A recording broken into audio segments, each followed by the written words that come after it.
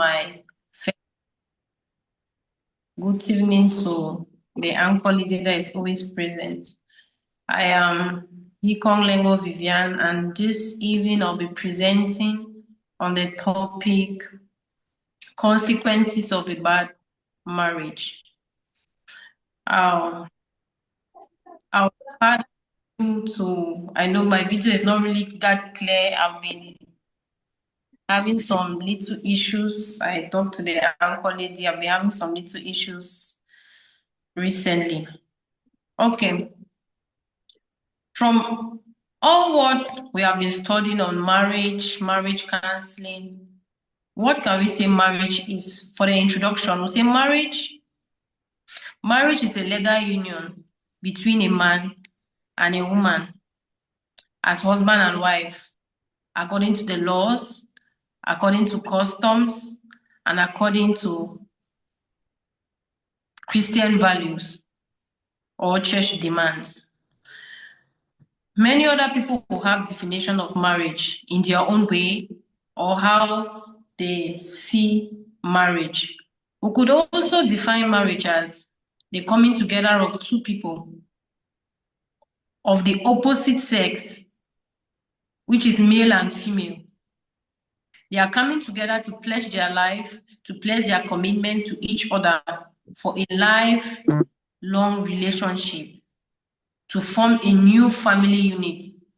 So in Genesis, the Bible will tell us that a marriage will be a man leaving his father's house and his mother's house in order to cleave with his wife to become one flesh. And the origin of marriage is from God. And he instituted marriage in Genesis chapter 2. And he said there that he who finds a wife finds a good thing and he obtains favor from God. For us to go down before talking about the consequences of a bad marriage, I'll quickly continue going down to say why people get married. Many people have reasons for getting married. And the reasons for people getting married will determine if their marriage is going to be a good one or their marriage is going to be a bad one. There are some reasons which are like, there are some reasons I'll name a few. We have companionship. Some people get married for companionship, for purpose, to fulfill purpose. Some people will come together, get married so they will be able to fulfill purpose together. Some of the reasons for marriage is for fellowship. Some of the reasons for marriage is for completion, or what our teacher talked about, the compatibility. Two people will get married so that they can complete each other. So now, after looking at the reasons for people getting married, we'll ask ourselves, what is a good marriage and what is a bad marriage? Since our foundation is Christ and we are based on Christian marriages, or our marriages is based according to Christ and according to the Bible, we'll say a good marriage is that marriage between two people of the opposite sex. That means husband and wife, male and female, who are coming together to fulfill purpose. And in this coming together to fulfill purpose, they are coming with this mindset, with these reasons that we have named above, which is for companionship, which is for to be purpose partners. They are coming together so that they will fulfill purpose together while being companion to each other, to fellowship with one another, in order to complete each other. Now, when two people are coming to fulfill the purpose of God in their lives with all these other reasons, then every other little reason will come together, will just complement. They will come together for procreation. The other reasons will automatically fall, just as the Bible tells us that we should seek first his kingdom and every other thing will be added onto it. When husband and wife come together for the purpose, for the reason of fulfilling purpose together while completing each other, then they are going in for a good marriage.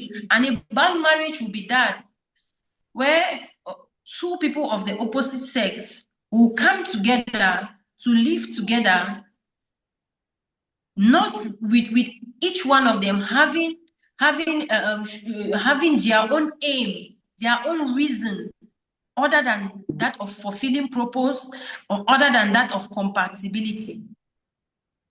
That said, we'll quickly move to some causes of bad marriage.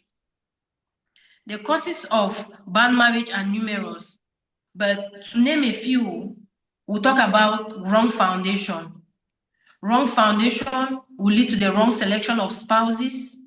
Wrong foundation will still be people who come together with different value systems. From the foundation where you have two different values and you are coming together to form a unit, then it is already shaking. It is already a red flag, meaning it can cause a bad marriage in future. Wrong motives, another person coming because he has seen that this person has money to give, another person coming because of what to gain. No purpose and vision.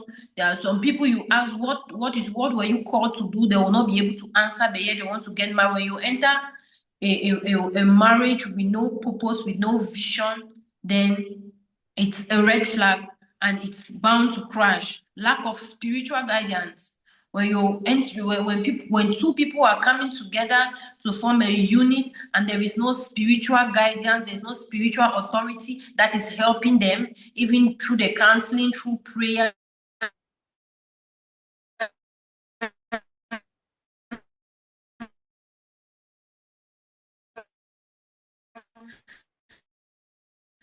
then it is a very faulty foundation of communication. Lack to the individuals, it will differ to the individuals depending on their background. That's why it's very important to do counseling, because when people don't properly communicate, there are too many assumptions, and too many assumptions can lead to hurt. One person hurting the other person, unresolved wounds, trauma. Just as we have heard, trauma can cause a lot of things. The third main cause is lack of trust. Lack of trust can cause a bad marriage, because lack of trust will lead to lack of trust might be because of repeated betrayal, it might be because of infidelity, it might be because of bad character, it might be because of so many things. Dishonor and respect can also lead to a bad marriage. Neglecting one's partner, neglecting not only maybe the physical needs, neglecting emotional needs, neglecting spiritual needs, neglecting every other need can lead to a bad marriage. Poor conflict management can lead people to have a bad marriage. Different values and beliefs can push people to have a bad marriage. Lack of growth and maturity can make a marriage go down the drain. Two people who are not matured, somebody who is not ready to form a unit, who is not ready to leave the father or the mother to come and cleave to the wife, cannot make a good home or cannot make a good marriage. It will lead to bad marriage. Now, having rushed through the causes of bad marriage, we'll go now to the consequences of a bad marriage. Bad marriages can have so many consequences. There are just so many, and sometimes we might not know that it's really what some people go through or what we go through is as a result of a bad marriage. Bad marriage tears down destinies. It tears down unity. It tears down identity. You see, a man can actually get married to a woman, and Either of them, either the man or the woman, will just shut down, as we talked about the cause being without no vision, no purpose. You can get married without having any vision, without having any purpose. And when and when you realize yourself that you are in this marriage and you need to start working, you're waiting for the other person to complete you, you're waiting for the other person to do what maybe you're supposed to do, you discover that your destiny can just crumble. Your identity is lost and you are just broken from within and just devastated. And you see now blames will start coming in. So a bad marriage would tear down destinies, it would tear down identity, and it will bring so many issues.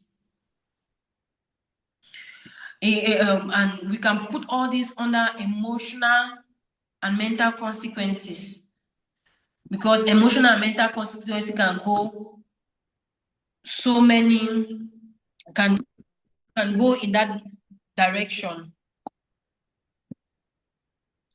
The second big consequence will be spiritual consequences of a bad marriage. When two people get married and the result is a bad marriage, the spiritual consequences are enormous.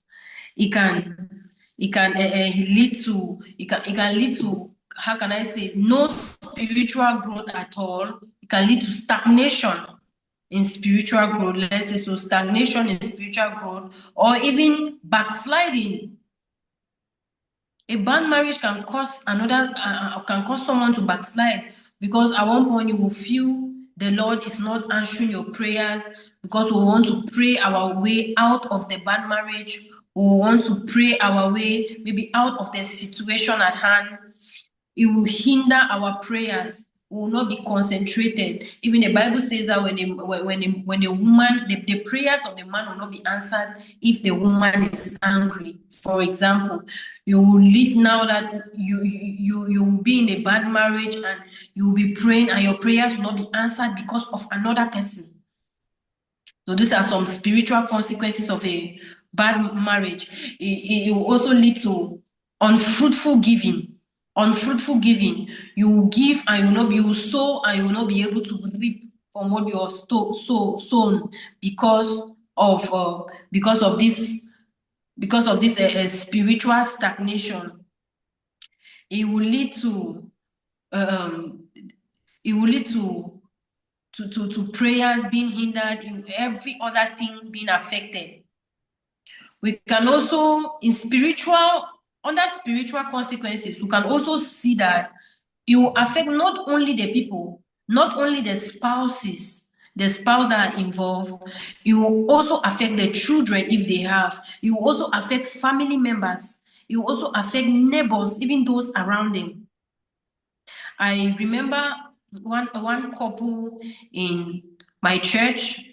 That's when I was staying around there, my church, and they almost all the time they were quarreling and they were fighting.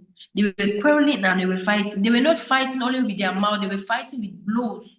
The one boxing the other, and they will box, and you will see somebody's jaw is swollen. And it came to the point where the neighbors started using it as a mockery to them, because they were, after that they will have to sing hallelujah together, pray and pray and pray, and they were like, these are hypocrites, whitewashed tombs. How can you come and you're preaching to us and you're living like this? So it became a call for concern. And thank God at the end everything was resolved. Another consequence of a bad marriage will have physical and health consequences.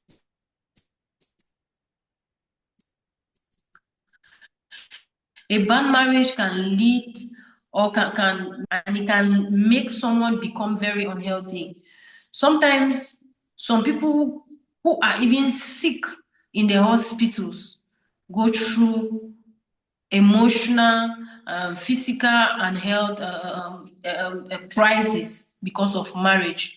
You will see somebody sick and very sick, The person has maybe depression, gastric, and everything. And if you want to, you give every kind of drug and the person will not be healed, the person will not recover, only to cancel the person and find out that that person is not emotionally stable, only to cancel the person and find out that that person is going through one trauma or the other. If it's somebody that is married, you see that the person is not okay in the home. The home is not stable, and you see the person physically, health wise, the person is not fine. It will lead to anxiety. A bad marriage will lead to anxiety. A bad marriage can lead to high blood pressure. A bad marriage can lead to gastric. Bad marriage can even lead to insomnia. You see somebody not able to sleep, only thinking of what to do, only thinking of the next move. Because most people who enter marriage with their own mentality, with their own ideas, will always look at the other spouse as if the other spouse is the problem. And when you look at your spouse as the problem, you always want to revenge. And when you want to revenge, you will not be able to sleep because you will be thinking that because you want to revenge, the other person is also planning revenge. So it's like you want to kill me, I want to kill you. So it will lead to insomnia, somebody not being able to sleep. A bad marriage can even lead to death. It can lead to death because bad marriage we have been seen even on social media how a woman will come and poison the man, or a man is going to shoot the woman because maybe they had a quarrel, or maybe because they had this they had a situation at home, or maybe they had an issue but they were unable to resolve it. Maybe because of the reason best known to them, we could only imagine what the reason will be, but yet either one of them would die or two of the people would die. We have been hearing stories like this a lot. Another point on the consequences of a bad marriage, we have financial consequences. A bad marriage has financial consequences to be borne. It will lead to wasteful spending. The father who is supposed to be the provider will decide now that I will not give any money in this house. Excuse me, please. I will not be able to. He will no more be the provider of the home. He will decide to be spending his money the way he wants, forgetting that he has a home, forgetting that he has children, for example, and he will be doing what he wants to do.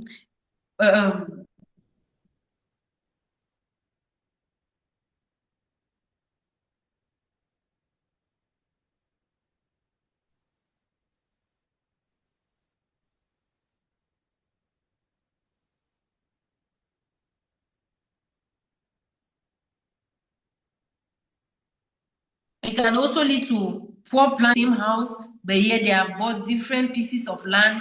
They are building separate houses, and the husband does not want the wife to know that he's building. The wife does not want to know the husband to know that he's building, and that's how disunity is being birthed in the home because of bad marriage. Bad marriage will also have a consequence on the children. We have talked about the consequence of having wayward children. I don't know who have talked about that, but bad marriage will lead to children being wayward.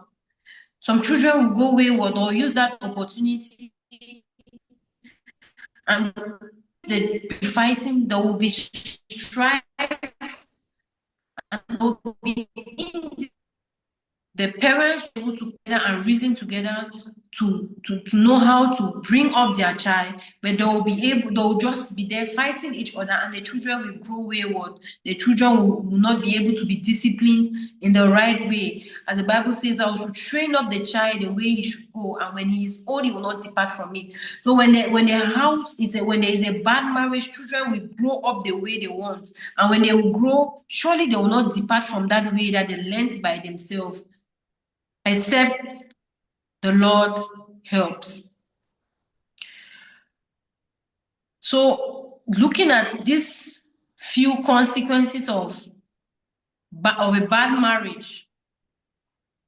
We can also look at other consequences like we can also look at other consequences like bitterness. Look at consequences like children will grow up being bitter. Children will grow up being always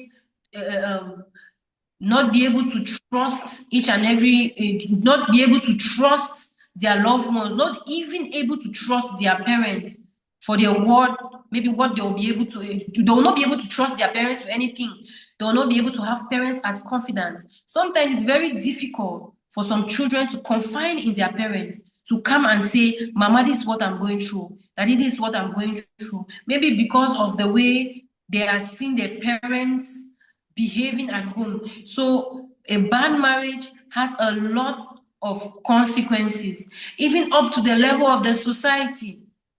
As children of God in marriages, our marriage reflects us a lot. When people look at us, they are trying to see Christ through our marriage. And when they don't see Christ, that's when they will start asking questions about the kind of things we do learn in church, about the kind of things we do study in church. They'll start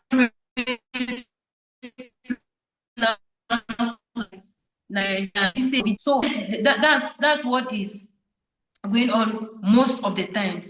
And when the church is not having good marriages, that's how the society is not having good marriages. So the consequences it cuts across from the individuals, meaning the people involved in the marriage, the husband and wife being broken, to the children being broken, their destinies being shattered, because the children will not even be followed up, maybe in academics, everything, their future will be shattered. You will go cut across, even in the church will not be healthy.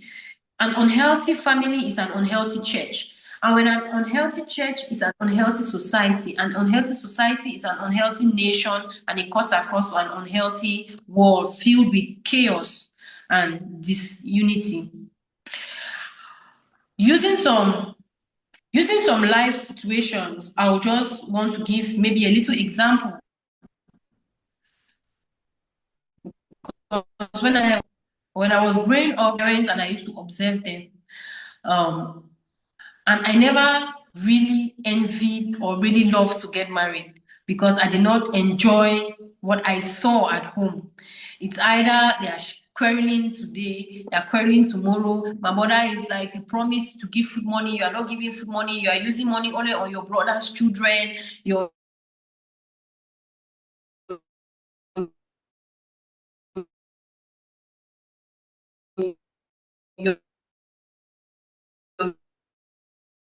you're taking care of them, you're not taking care of us in the house, and you say, yes, I will take care, but yet enough